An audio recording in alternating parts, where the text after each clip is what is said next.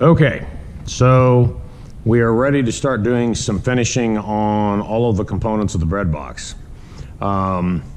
Sanding, abrasive finishing, goes by a lot of different names. This is kind of, I think, the worst part of woodworking, although it yields the greatest results.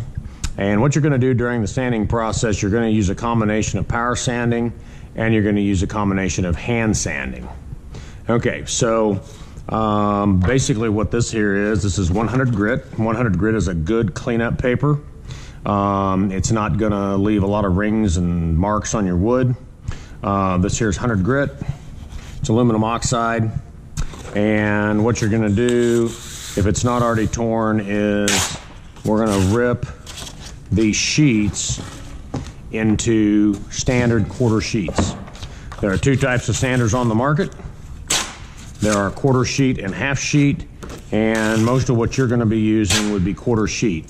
So it's a lot cheaper to buy your sandpaper already pre-cut into these quarter sheets. Okay. And then what I have here is a pad sander. This little Porter Cable sander. They're not really expensive. They do a good job. This one here oscillates at 13,500 orbits per minute. So it's literally scrubbing the wood clean.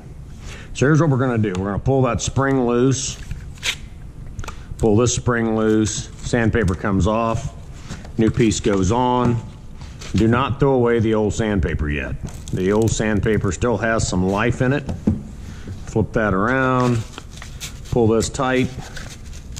And what you're going to do is pulling that tight. Now the sandpaper's loaded. You want the minimum amount of space underneath the sandpaper and the plate. Okay, so the tables in the room here have metal on them. They have pieces of glue. They have pieces of roofing material. These tables get used by all my classes. So what I want you to do is I want you to use your bottom material, your bottom board, and this here is going to be your work surface. And there's no reason to sand anything on the bottom. Okay, there's no reason to sand that at all. And we're going to sand the surface area. Okay, so we're going to sand all this surface area. We're going to get rid of all the pencil marks, planer marks, anything that doesn't need to be there. So we're going to sand that. On your side panels, we're going to sand the entire inside. We're going to sand the entire outside.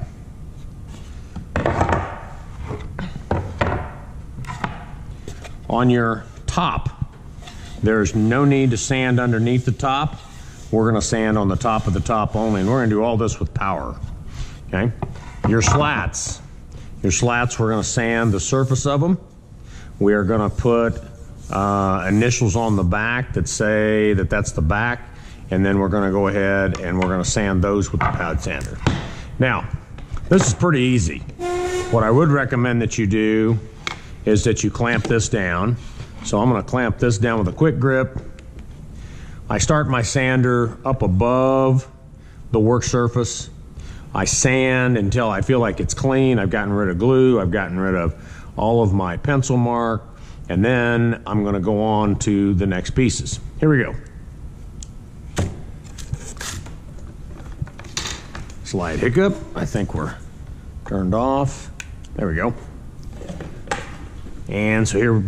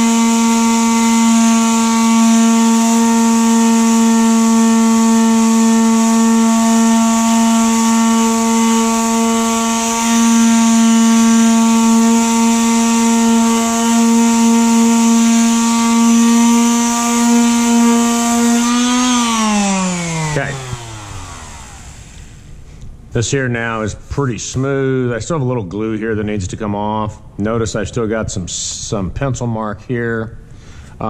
This here is by no means done.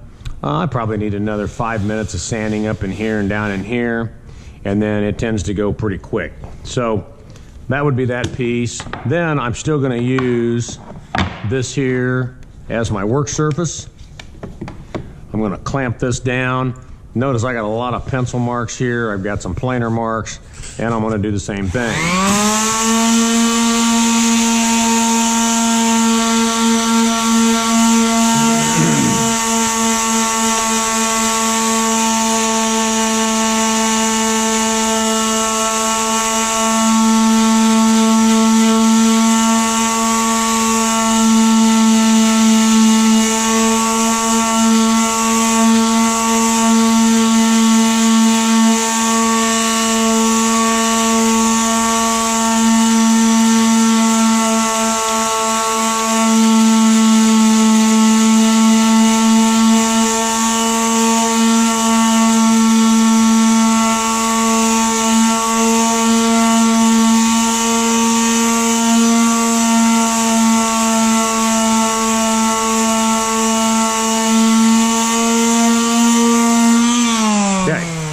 I'm not going to spend a lot of time sanding, but at this point, I feel up here, and this is really smooth. I've gotten rid of all the planer marks, all the pencil marks. And then what I would recommend you do, just to keep everything straight, because it does get confusing, I'm going to very lightly write 100 grit. Just write 100 on there. That tells me that I've gotten that done. Okay, so once again, I'm using my bottom as my work surface to protect my wood. I do the outside and inside of the sides. I do the top side of the top. I do the top side of the bottom. Now, on your slats, what you're going to do is you're going to put your initials on them on the back side only, okay? And then what you're going to do, the back side does not need any sanding. And then you're going to come in here, and this goes really quick.